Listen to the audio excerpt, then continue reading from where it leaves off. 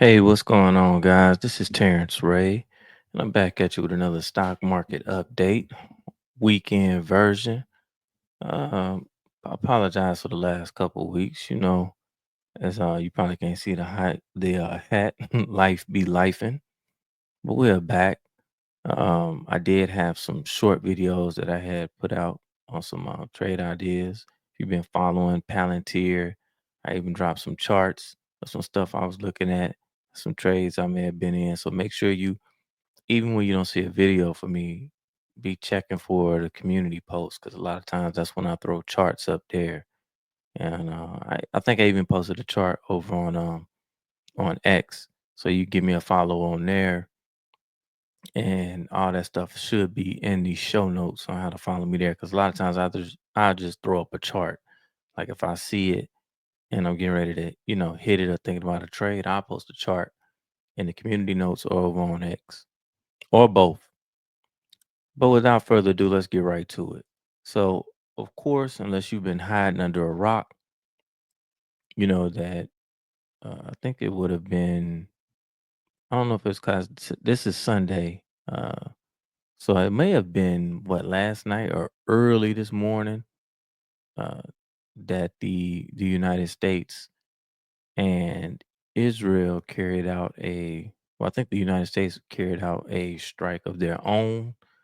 I don't know if it would be considered a joint strike because I think the U.S. did it on their own, um, attacking some Iranian uh, bases. Now I don't know if you consider it a base or nuclear sites or something like that. Um, you guys know what I'm talking about, right?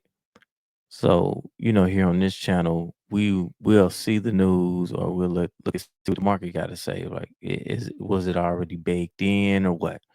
So let's get to it and see how it is affecting the markets. The futures market is open right now, currently. And if you look to I had the indicators, you look to the left, right now, we don't have large movement in the market. We got the S&P 500 futures are only down like a quarter of a percent, a little over a quarter of a percent. Same for the Dow futures and the Russell futures. The Nasdaq is down what 0.39%. That is not a whole lot. That is not something that to me that is indicative of like panic in the markets.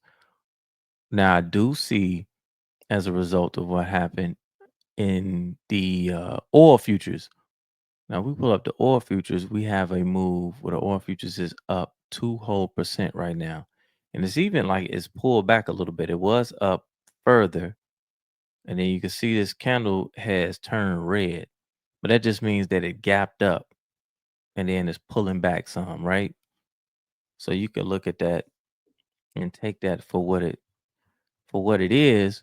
But what I would say for this week, we're gonna come back to that. We're gonna come back. Right now, we can see that oil is shooting up.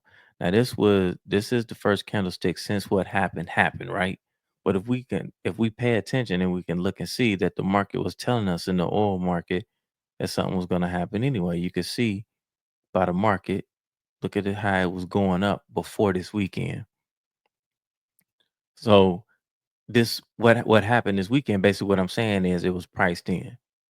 Iran is, I don't know if they've done it. I know I've seen some news reporting saying that they were going to close the Strait of um, what is it, Hormuz. If I'm pronouncing that, I could be pronouncing that improperly, right? But basically, this strait, they will close off oil to a lot of places, right? If they did that, according to the things that I read. So that would cause, I would think, that this run up in the oil futures. Now, keep in mind, they just announced that they may do that. So this is your candlestick off of the what happened this weekend. But leading up to it, the market's seeing something. That's why I always say, come look at the markets. Me, I'm not the person that the market would tell me what's going to happen. If you look at the run up in the oil market, you could tell that something was being priced into the market. And so now we see what it was priced in. The market almost tell you the future, to be honest with you. Because you look and see this is money. This is money right here. So anytime you see money moving, go and look and see what's getting ready to happen or what has happened, either or. Now, with oil going up, we would think that what happened this weekend, we would think that the expected move would be huge. The expected move is only for the week, 102.87. That's not huge. That's a nice size expected move, but that's not huge. That's not anything compared to what we were getting around this time in February. And then you had March, and then in April when you had Liberation Day. I mean, it was moving, it was rocking and rolling. You had um large swings. We don't have that priced in for the week. So with that being said, that doesn't mean that we can't exceed that. I'm just saying it's not priced in. The market isn't telling us like, hey, we expect a large move this week. Because you can see we've been in a range for the past couple of weeks, and here's the expected move here. So we could either trickle a little bit higher, which is possible. I doubt it. I would expect us to go a little bit lower this week. And here's a support level right here. So you can see the expected move. Now I'm going to show you where the gap is right here, where the support is in the market. Here's support, and here's the expected move. And the expected move puts you right around, we'll call it 5,867 on the downside. So me, if I was doing any type of scalping this week, I may, I'm not trading past this area. I'm taking profit by the time the market gets here. And we'll see how it opens in the morning.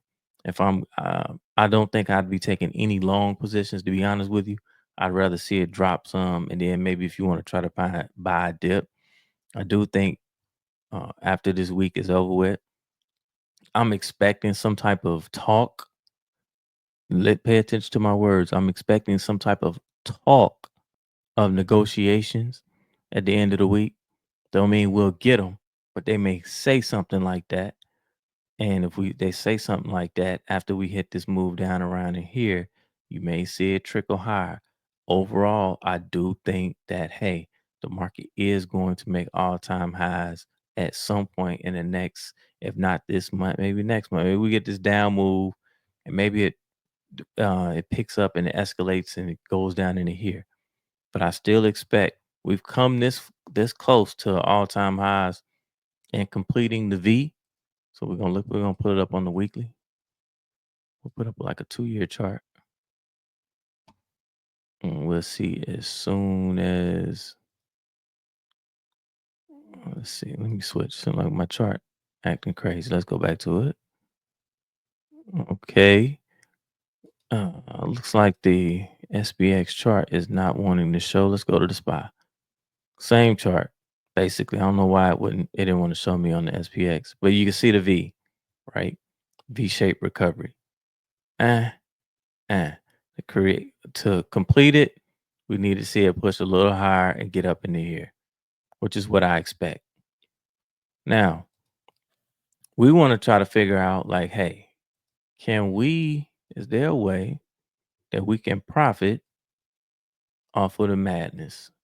Well, oil, if we know that oil is up right now at 2.5%, right? If we know that oil is up, what stocks track oil? Energy. If we look at XLE, you can see XLE. I've been charting it. You can see, look at it, the run up before this weekend. Now let's go and find some energy. Right now, I have the energy sector pulled up.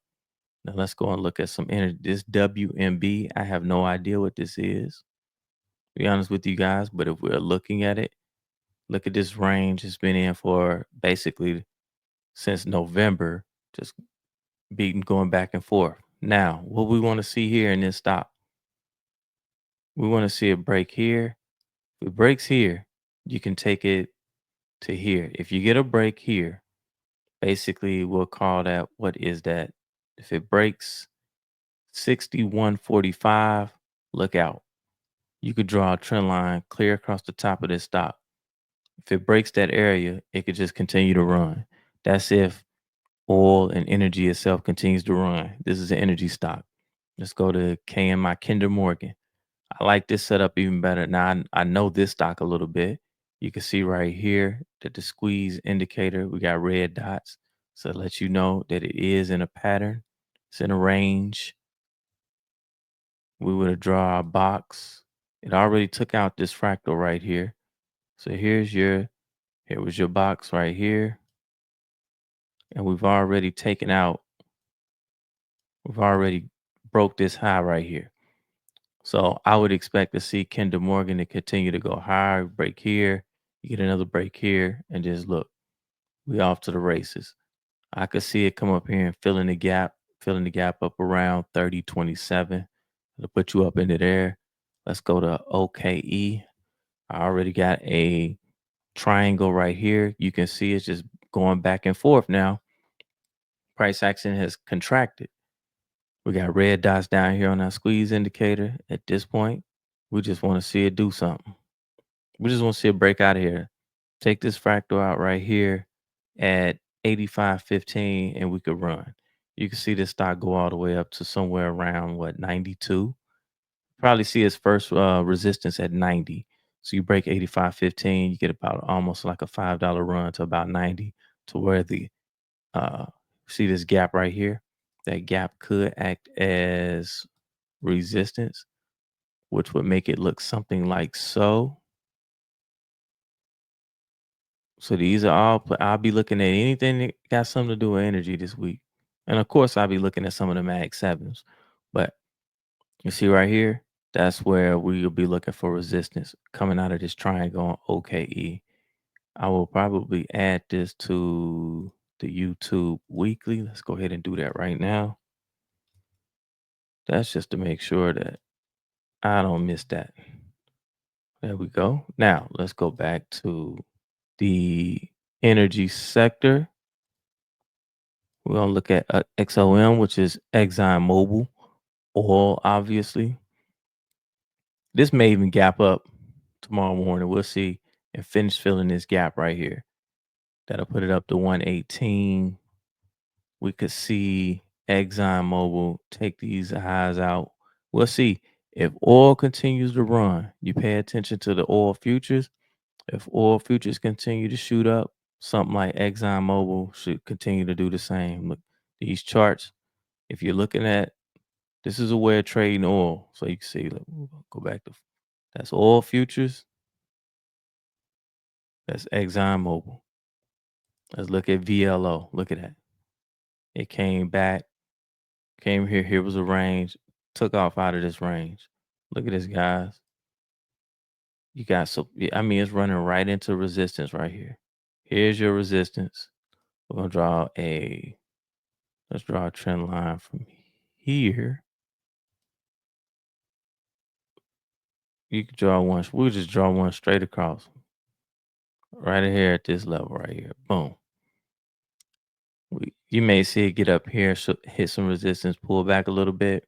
But if VLO breaks this line right here, this trend line right around, we'll call it 145.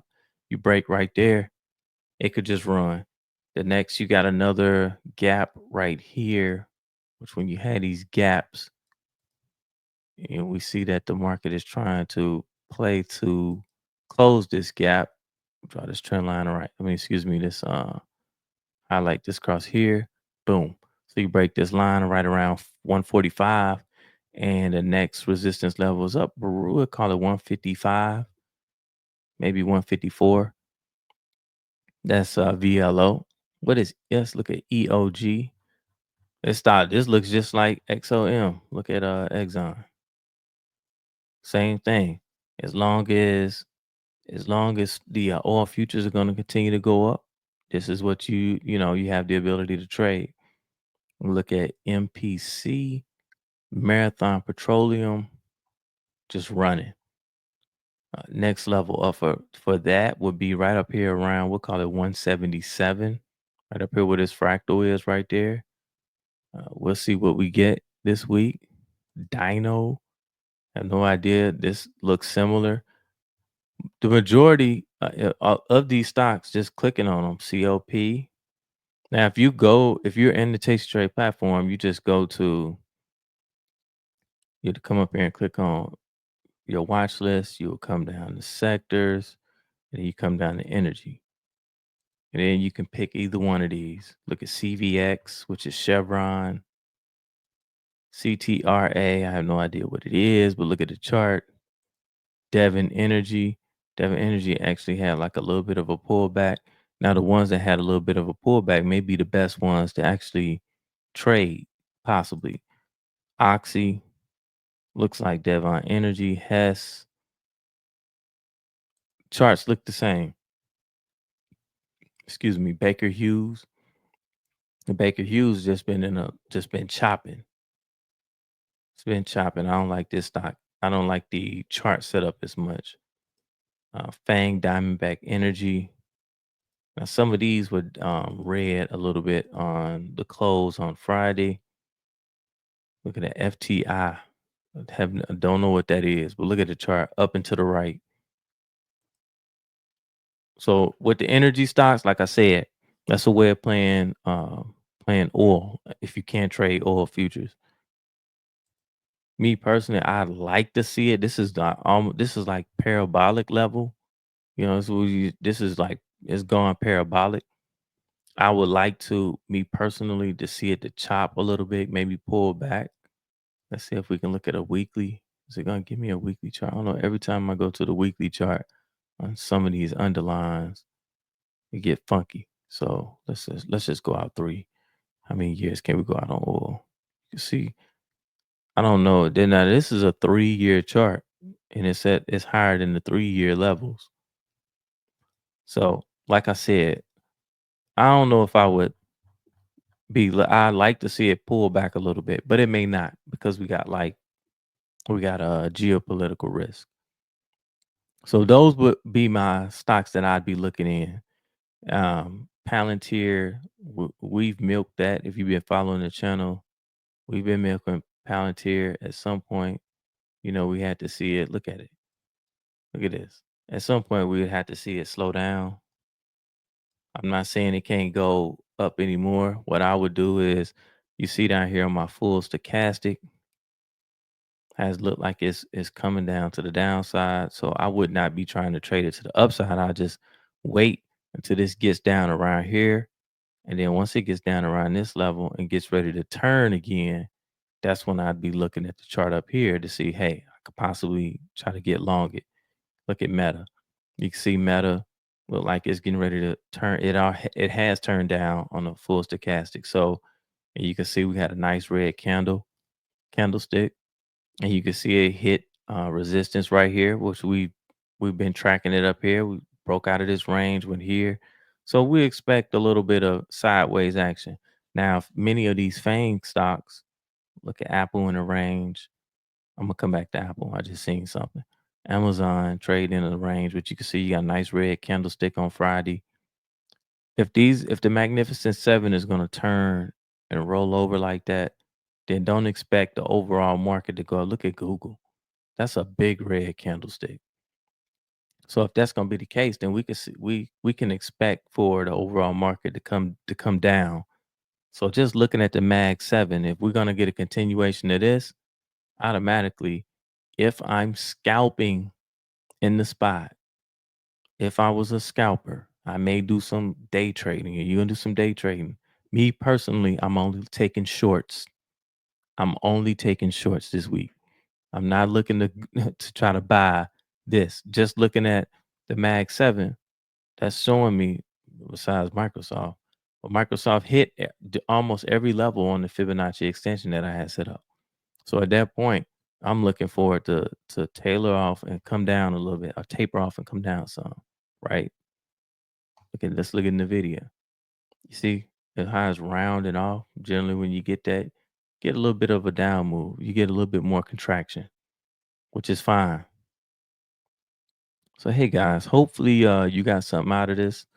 Uh, I will be we'll try to do another video again this week. Make sure you pay attention to my community notes on here, and give me a follow on X if you're on X. If you're not on X, just pay attention to the community notes. Sometimes I may not have a opportunity to do a video on a potential trade. I'll just throw the chart up and I'll go, you'll see the chart and then I'll explain like, what I'm looking at. And so then that way you can still see it. And with that being said, guys, I'm out. Peace.